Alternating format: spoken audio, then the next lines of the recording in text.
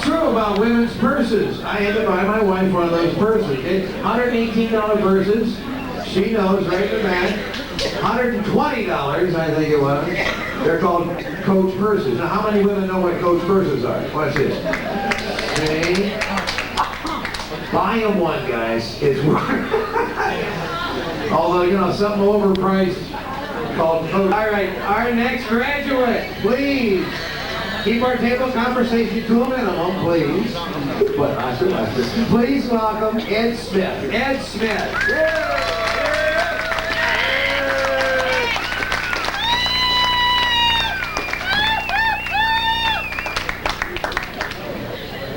I know what you're thinking, right? Big boy really went to pot. I enjoy food, right?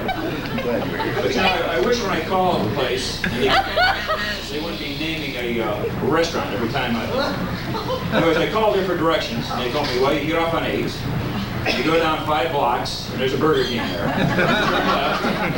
You go down another 4 blocks, on the right-hand side there's a Taco Bell, turn right there. You go down another half mile, there's a Kenny K's there, turn right. You go down about a half mile and there's a Dairy Queen there, turn left. Well, everybody else probably took them 20 minutes to get there. It took me 3 hours. When I was 5 years old or so, I really had admired my big Italian grandfather. And actually, I outdid him. He was 5'7" and 300 pounds, and I'm 5'10".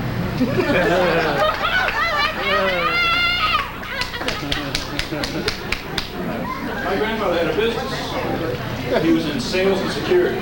But in Italian, it was extortion and insurance. At 5 years old, he taught me Italian, so I was bilingual.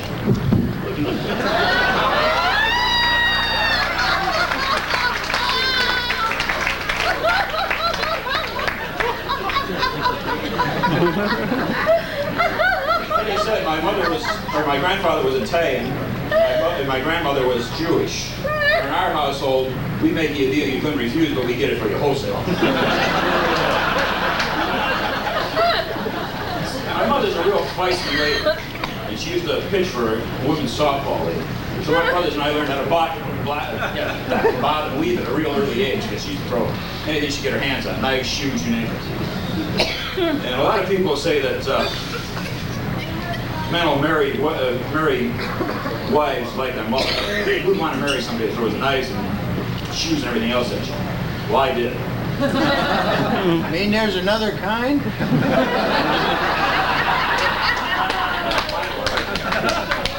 Anyways, my first marriage, I bought a car, a brand new car, and the next day I got married, and I took the loan out for 5 years. But by the time I paid off the loan, I was getting divorced. And I did that twice. Now I've been living with somebody for the last 6 years, and I'm leasing, and it's working out great. Her, the car! She's really a sweet person, but she's got a few strange quirks. As we're driving along, she keeps bobbing, docking, and squirming, and putting her arms in front of me, and putting the brakes on for me, and you know, it's like, I don't know if she's going through withdrawal or what she's doing. But actually, she's a backseat driver. And we started out with her over here in the passenger side. Then I put her in the back seat. Now I won't go anywhere with her unless she gets in the trunk.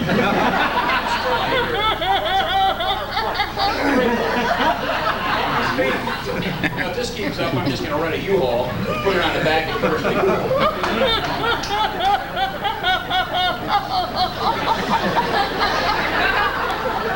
And I bet a lot of you have probably been on diets. Well, I've been on dozens. Just to tell you, I was on a good one last year. You eat a pound of mushrooms, a dozen oysters, and you have sex at least 6 times a day. Well, after a week, I didn't mind the mushrooms, and I didn't mind the oysters. But damn, my arm was so sore, I tell you.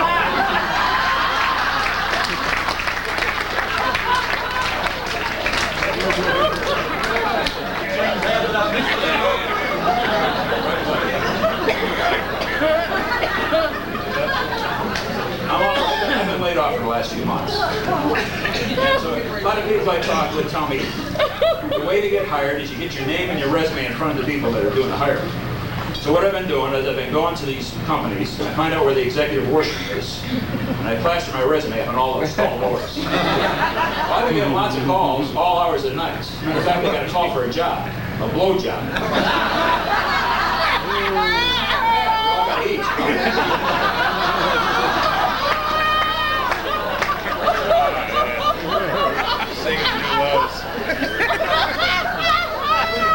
Interviews, you know, you get all these same silly questions when you go on these interviews. The last interview I was on was for a bank job.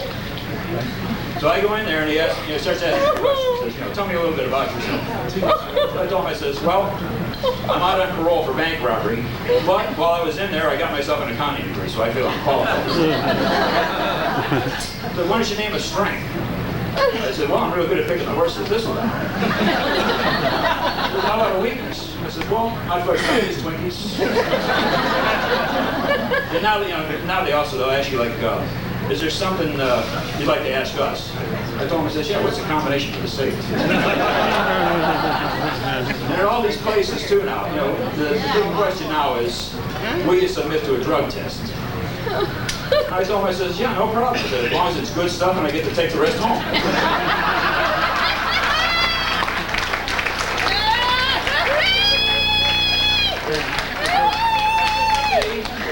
My name's Ed Smith, and if you know of a job or you want a good time, our resume's in the washroom.